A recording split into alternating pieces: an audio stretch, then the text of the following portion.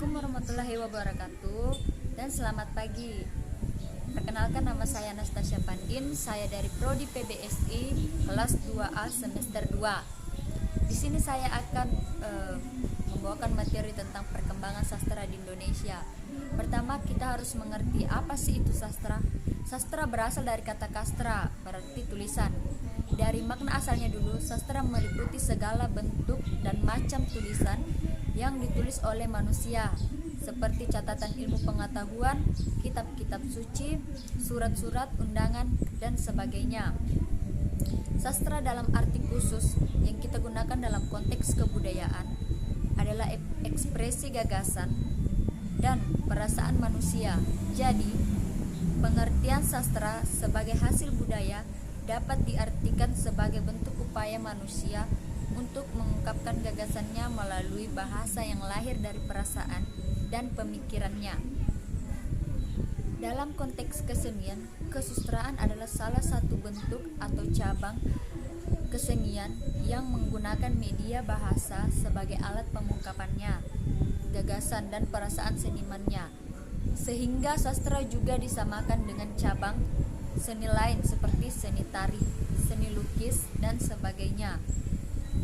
Pengertian sastra dari segi ilmu sastra.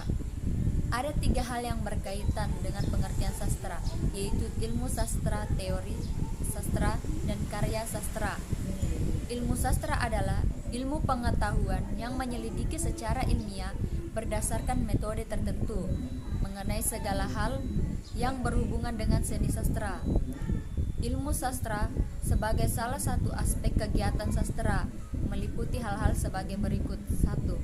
Teori sastra, yaitu cabang ilmu sastra yang mempelajari tentang asas-asas, hukum-hukum, prinsip dasar seperti struktur, sifat-sifat, jenis-jenis, serta sistem sastra. Yang kedua itu sejarah sastra, yaitu ilmu yang mempelajari sastra sejak timbulnya hingga perkembangan yang terbaru. Kritik sastra, yaitu ilmu yang mempelajari karya sastra dengan memberikan pertimbangan dan penilaian terhadap karya sastra. Kritik sastra dikenal juga telaah sastra. Filologi, yaitu cabang ilmu sastra yang meneliti segi kebudayaan untuk mengenal tata nilai, sikap hidup, dan semacamnya dari masyarakat yang memiliki karya sastra. Keempat cabang ilmu tersebut tentunya mempunyai keterkaitan satu sama lain dalam rangka memahami sastra keseluruhan. Selanjutnya, periodisasi sastra di Indonesia. Secara urutan waktu, sastra di Indonesia terbagi atas beberapa angkatan, yaitu Angkatan Pujangga Lama, Angkatan Sastra Melayu Lama, Angkatan Balai Pustaka, Angkatan Pujangga Baru, Angkatan 1945, Angkatan 1950 sampai 1960-an, Angkatan 1966 sampai 1970-an, Angkatan 1980 sampai Angkatan 1990-an, Angkatan Reformasi, Angkatan 2000-an. Angkatan Pujangga Lama. Angkatan Pujangga Lama merupakan bentuk pengklasifikasian karya sastra di Indonesia yang dihasilkan sebelum abad ke-20. Pada masa ini, karya sastra didominasi oleh syair, pantun, gurindam, dan hikayat. Di Nusantara, budaya Melayu klasik dengan pengaruh Islam yang kuat meliputi sebagian besar negara pantai Sumatera dan Semenanjung Malaya. Di Sumatera bagian utara, muncul karya-karya penting berbahasa Melayu, terutama karya-karya keagamaan. Hamzah Bansuri adalah yang pertama di antara penulis-penulis utama Angkatan Pujangga Lama. Dari Istana Kesultanan Aceh pada abad ke-17 muncul karya-karya klasik selanjutnya. Yang paling terkemuka adalah karya-karya Syamsuddin Pasai dan Abdurrauf Singkil serta Nuruddin Ar-Raniri. Selanjutnya yaitu sastra Melayu Lama. Karya sastra di Indonesia yang dihasilkan antara tahun 1870 sampai 1942 yang berkembang di lingkungan masyarakat Sumatera seperti Langkat, Tanah Puli, Minangkabau, dan daerah Sumatera lainnya, orang Tionghoa dan masyarakat Indo-Eropa. Karya sastra pertama yang terbit sekitar tahun 1970 masih dalam bentuk syair, hikayat, dan terjemahan novel barat. Adapun beberapa karya sastra Melayu lama yaitu Kapten Flamberger terjemahan, Rocamblo terjemahan, Kisah Perjalanan Nahkoda Bontekoe. Angkatan Balai Pustaka diikuti oleh penulis-penulis lainnya pada masa itu. Angkatan Balai Pustaka merupakan karya sastra di Indonesia yang terbit sejak tahun 1920 yang dikeluarkan oleh penerbit Balai Pustaka. Prosa (roman, novel, cerita pendek, dan drama) dan puisi mulai menggantikan kedudukan syair, pantun, gurindam, dan hikayat dalam khazanah sastra di Indonesia pada saat ini. Balai Pustaka didirikan pada masa itu untuk mencegah pengaruh buruk dari bacaan cabul dan liar yang dihasilkan oleh sastra Melayu rendah yang banyak menyoroti kehidupan pernyayian (cabul) dan dianggap memiliki misi politis (liar. Balai Pustaka menerbitkan karya dalam 3 bahasa, yaitu bahasa Melayu Tinggi, bahasa Jawa, dan bahasa Sunda, dan dalam jumlah terbatas dalam bahasa Bali, bahasa Batak, dan bahasa Madura. Selanjutnya yaitu Pujangga Baru. Pujangga Baru muncul sebagai reaksi atas banyaknya sensor yang dilakukan oleh Balai Pustaka terhadap karya tulis sastrawan pada masa tersebut, terutama terhadap karya sastra yang menyangkut rasa nasionalisme dan kesadaran kebangsaan. Sastra Pujangga Baru adalah sastra intelektual, nasionalistik, dan elitis. Pada masa itu, terbit pula majalah Pujangga Baru yang dipimpin oleh Sultan Takdir Ali Shihbana beserta Amir Hamzah dan Armjin Pane. Karya sastra di Indonesia setelah zaman Balai Pustaka sekitar tahun 1930 sampai 1942 dipelopori oleh Sultan Takdir Ali Shihbana.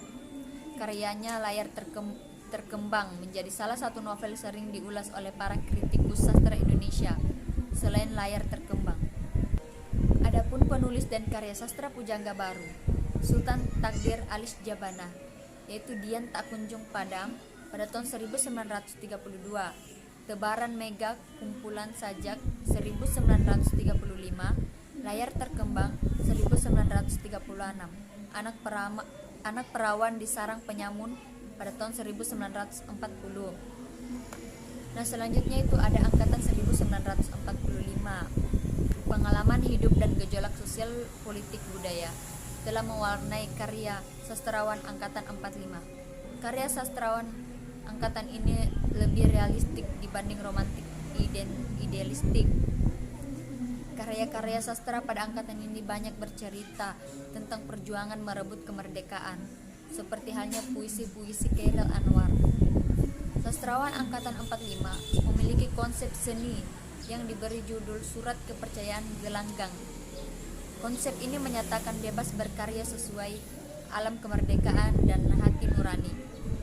Selain 3 menguak takdir, pada periode cerpen ini, dari Ave Maria ke Jalan Lain ke Roma dan Etis, dianggap sebagai karya pembaruan proses di Indonesia.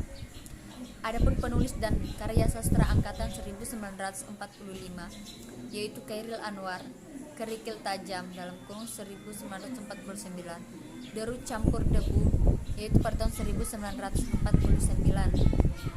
Selanjutnya itu ada angkatan 1950 dan 1960-an. Angkatan 50-an ditandai dengan terbitnya majalah sastra Kisah Asuhan H.B. Jazin. Ciri angkatan ini adalah karya sastra yang didominasi dengan cerita pendek dan kumpulan puisi. Majalah tersebut bertahan sampai tahun 1956 dan diteruskan dengan majalah sastra lainnya. Pada angkatan ini muncul gerakan komunis di kalangan sastrawan yang bergabung dengan lembaga kebudayaan rakyat yang berkonsep sastra realisme sosialis. timbullah perpecahan dan polemik yang berkepanjangan di antar kalangan sastrawan di Indonesia pada awal tahun 1960, menyebabkan mandeknya perkembangan sastra karena masuk ke dalam politik praktis dan berakhir pada tahun 1965 dengan pecahnya G30S di Indonesia. Dan masih banyak lagi angkatan-angkatan yang bisa Anda ketahui.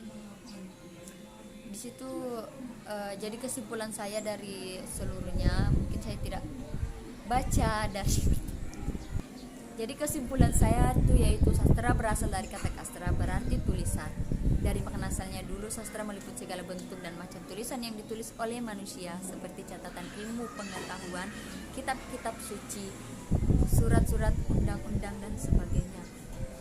Teori sastra yaitu cabang ilmu sastra yang mempelajari tentang asas-asas, hukum-hukum, prinsip dasar seperti struktur, sifat-sifat sastra, jenis-jenis serta sistem sastra.